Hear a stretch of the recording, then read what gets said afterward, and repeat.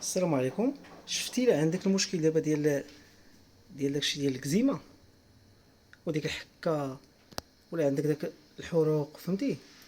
ولا عندك داك المشكل ديال داك الحب شباب ودوك الفطريات، المهم المشاكل كما بيكونوا ديال هادشي ديال الامراض الجلديه. هذا هو اللي غادي يخدم لهم. هذه هي الجمره، هذه هي اللي كتسمى الادريون، راه معروفه الجمره. ها هي كيفاش كتكون في الداخل، هي هذه شفتيها. هذه راه كنشدو فيها لواحد كميه قليله ياك، المهم واحد المعلقه صغيره وكدار في الماء ياك، تشعل البوطه واحد شويه ديال يطبخ واحد شويه كوب، تقريبا اقل حاجه هي واحد 5 ديال الدقائق، ومن بعد غتصفيه. فهمتي؟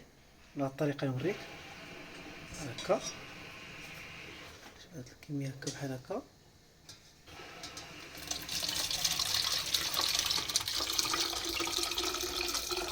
هكا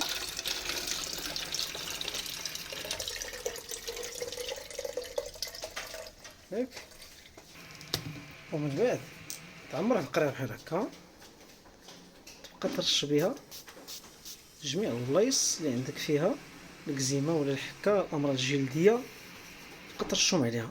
حب شباب، الكلف، النمش، عندك مشكل في الركبه، في الرجلين، في الظهر، في اي مكان. ياك